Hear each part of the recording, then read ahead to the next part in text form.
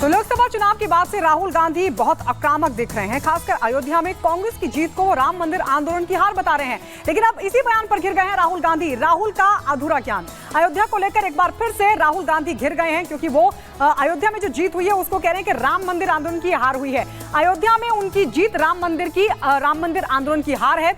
और इस पर आपको बता दें, बीजेपी लगातार उनको घेर रही है। बीजेपी ने कहा कि सनातन को क्यों बार बार राहुल ठेस पहुंचाते, क्योंकि पहला बयान नहीं है, इससे पहले भी लगातार उनकी जो बयान थे वो सामने आते रहे। राहुल गांधी को हिंदुओं से इतनी नफरत क्यों, ये सवाल बीजेपी पूछ रही है। राहुल ने दिल की बात बोल दी है। आचार्य प्रमोद कृष्णम जो कभी कांग्रेस में हुआ करते थे, उन्होंने एक बार फिर राहुल गांधी पर निशाना साधा और कहा कि राहुल ये जो कुछ भी कह रहे हैं दरअसल ये उनके दिल की बात है।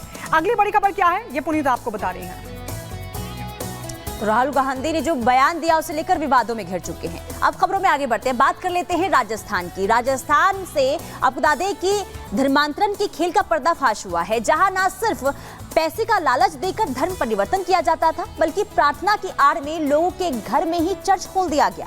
इनमें SC/ST वर्ग के हिंदू लोग थे, जिनका ब्रेन वॉश कर धर्मांतरण कराया जाता था। रिपोर्ट के जरिए दिखाते हैं किस तरीके से धर्मांतरण का खेल यहाँ चल रहा था।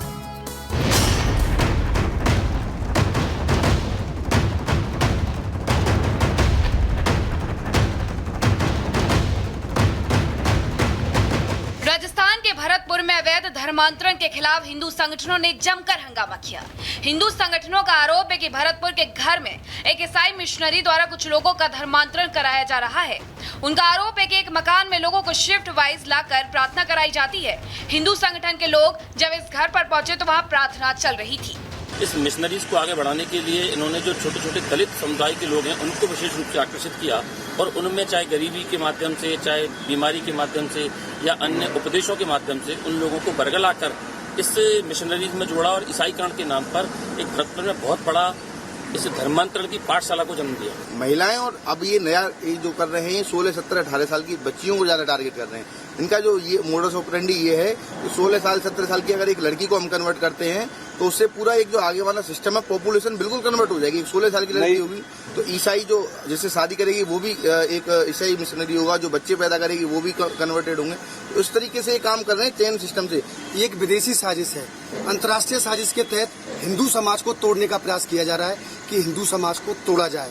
हमारे वो हिंदू भाई हैं, उनको पैसे देकर और उनको भेला फुसलाकर एक बहुत बड़ा एक अंतर्राष्ट्रीय एक गिरोह काम कर रहा है कि हिंदू अगर कम होगा तो हिंदू की वोट भी कम हो जाएगी और जो पार्टी हिंदुओं के विपरीत है ये उनको वोटिंग करेंगे। तो हिंदुस्तान के अंदर ऐसी सरकार होगी जो हिंदुओं का दमन करेगी। भरतपुर का ये वही कमान है जिसमें अवैध धर्मांतरण की शिकायत मिली थी। जरा देखिए इस घर में कैसे जगह जगह ईसाई धर्म की तस्वीरें लगी हुई हैं। यहाँ की महिलाएं भी मान रही हैं कि इस मकान में ईसाई धर्म की प्रार्थना होती है। भरतपुर के उसी मकान में मैं मौजूद हूं जहां हिंदू संगठनों ने विरोध किया और विरोध सिर्फ इस बात का था कि यहां क्रिश्चियनिटी ईसाई धर्म में धर्म परिवर्तन कराया जा रहा है। सच्चाई क्या है इसके लिए हम ग्राउंड रिपोर्ट करने के लिए भरतपुर पहुंचे हैं। उस मकान में है जहां प्रार्थना चल रही थी। तस्वीरें मैं दिखाऊंगा यहाँ पे। यहाँ आप देख सकते हैं Ravindra Kumar church foundation, railway फाटक नंबर 39 के पास भरतपुर, ये बोर्ड है और यहाँ पे पंजीकरण संख्या जो है वो लिखी हुई है।